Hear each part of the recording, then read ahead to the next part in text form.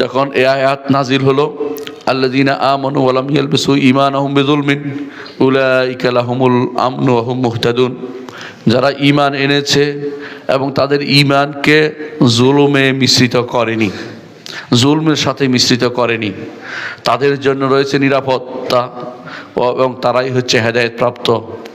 এই নিরাপত্তা হচ্ছে জাহান্নাম থেকে নিরাপত্তা, আযাব থেকে নিরাপত্তা, গজব থেকে নিরাপত্তা।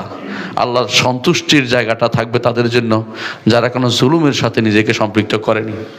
সাহাবায়ে কেরাম বলেন, ইয়া রাসূলুল্লাহ আইয়ুনা লা ইয়াজলিম, আমাদের এমন কি আছে কে জুলুম করে না? রাসূলুল্লাহ সাল্লাল্লাহু আলাইহি ওয়াসাল্লাম বললেন, লাইসা কামা তাকুলুন, তোমরা যেমনটি বলছো তেমন নয়, বরং লাম ইয়ালবিসু ঈমানাহুম বিযুলমিন, বিযুলমিন অর্থ হচ্ছে বিশিরকিন, শিরকের সাথে যারা মিশ্রিত করেনি তাদের জন্য নিরাপত্তা রয়েছে। আল্লাহু আকবার। মানুষ জীবনে অনেক রকমের জুলুম করে, নিজের নফসের উপর জুলুম করে, অন্যের উপর জুলুম করে, নিজের প্রয়োজনীয় নিজের আত্মীয় স্বজনের উপর জুলুম করে, কিন্তু আল্লাহর সাথে যদি কোনো কেউ জুলুম করে, আল্লাহর সাথে শিরিক করে, তাহলে সেই ব্যক্তির আর রক্ষা নাই। অন্যগুলি বিভিন্ন কারণে ক্ষমা হইতে পারে, ব্যক্তি ক্ষমা করে দিতে পারে, যদি কারো উপরে জুলুম হয় সে ক্ষমা করে দিতে পারে, কিন্তু শিরকের ব্যাপারটি যদি তওবা না করে যায়, কেউ কোনো দিন তাকে ক্ষমা করে নিতে পারবে না। মৃত্যুর পরেও মানুষকে ক্ষমা করে দেয়, কিন্তু মৃত্যুর পরে আর শিরক থেকে মুক্ত হওয়ার কোনো সুযোগ নেই। যতই টাকা ব্যয় করেন না কেন, আমার বাবা যদি, আপনার বাবা যদি শিরকে মারা যায়, তাহলে তার জন্য কোনো প্রাপ্তি নেই, সে ব্যক্তি জাহান্নাম তার জন্য চিরস্থায়ী করে নিয়েছে।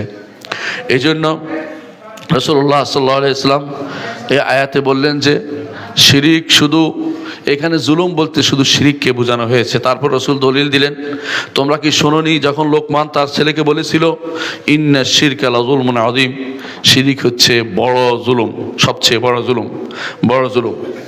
অনুরূপে আল্লাহ তাআলা বলেছেন কোরআনে কারীমে যে ওয়ালা তাদউ মিন দুনিল্লাহি মা লা ইয়ানফাউকা ওয়া লা ইয়াদুররুক ফা ইন ফাআলতা ফা ইন্নাকা ইযাম মিনাজ জালিমিন। সূরা ইউনূসের 106 নম্বর আয়াত আল্লাহ তাআলা বলছেন যে ওয়ালা তাদউ মিন দুনিল্লাহি মা লা ইয়ানফাউকা ওয়া লা ইয়াদুররুক, আর আল্লাহ ব্যতীত এমন কাউকে ডেকো না যে তোমার ক্ষতি বা উপকার করতে পারে না। অনেকে যদি বলে, মনে করে থাকেন, বসে আছেন হয়তো, যে ক্ষতি উপকার যে করতে পারে না তার তো ডাকি না, যে ক্ষতি বা উপকার করতে পারে তারই তো ডাকছি। না, আল্লাহ ছাড়া কেউ আপনার ক্ষতি বা উপকার করতে পারে না।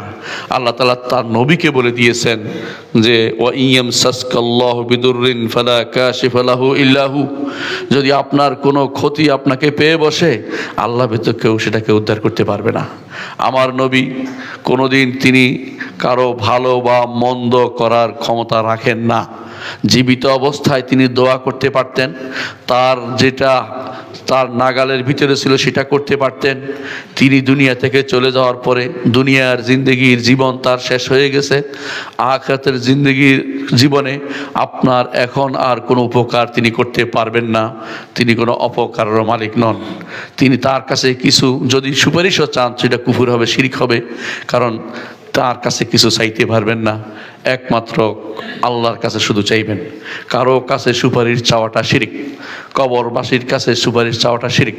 জীবন্ত মানুষের কাছে চাইতে পারেন, যার ক্ষমতা আছে, জীবিত আছে এবং উপস্থিত আছে, তার কাছে শুধুমাত্র কোনো কিছু আপনি চাইতে পারেন। কিন্তু যার ক্ষমতা নেই, মরে গেছে, জীবিত নেই, মরে গেছে, ক্ষমতা নেই, অক্ষম অথবা অনুপস্থিত, তার কাছে কিছু চাওয়া হচ্ছে শিরক। সুতরাং কবরবাসীর কাছে শাফাআত চাইলে শিরক হবে। কোনো ব্যক্তি কোনো কবরের কাছে, পীরের কাছে, মাজারের কাছে, পীরের কবরের কাছে গিয়ে কোনো শাফাআত চাইতে পারবে না, কোনো সুপারিশ চাইতে পারবে না, অথবা বলতে পারবে না এটা যে আল্লাহর কাছে বলেন আমার কথা, এটা বললেও শিরক হবে, কারণ আপনি তার কাছে চেয়েছেন। আল্লাহ ছাড়া কারো কাছে কিছু চাইতে পারবেন না, তার কাছে কিছু চাওয়ার ক্ষমতা নেই। শুধু জীবিত মানুষের কাছে চাইতে পারবেন, যারা জীবিত, সক্ষম এবং উপস্থিত। এই তিন শর্ত পূরণ হলে শুধুমাত্র জীবিত মানুষের কাছে চাওয়া যায়, আর মৃত মানুষের কাছে কখনো সেগুলো চাওয়া যায় না। এই জন্য বাতিলের অনুসারীরা রাসূলুল্লাহ সাল্লাল্লাহু আলাইহি ওয়াসাল্লামকে এই জন্য তারা মৃত বলতে রাজি নাই। তারা বলে তিনি শুধু যাইয়া রওজায় শুইছেন, অর্থাৎ তারা জীবিত নয় এটা বলতে চায়, অর্থাৎ তারা জীবিত বলতে চায় দুনিয়ার জীবনে জীবিত। জীবিত মানুষকে কবরে দেওয়া যায় না, এটা তাদের বোঝা উচিত। আল্লাহ বলছেন ইন্নাকা মাইয়িতুন ওয়া ইন্নাহুম মাইয়িতুন, আপনি মারা যাবেন, তারাও মরবে। আপনি রাসূলুল্লাহ সাল্লাল্লাহু আলাইহি ওয়াসাল্লাম সম্পর্কে আল্লাহ বলেছেন, আফাইম্মাতাও কুতিলা ইনকালাবতুম আলা আকাবিকুম, আপনি যদি মরে যান তারা কি তাদের অথবা যদি আপনি মাতাও কুতিলা আপনাদের হত্যা করা হয় তারা কি তার পিছনের দিকে ফিরে যাবে? কখনো না।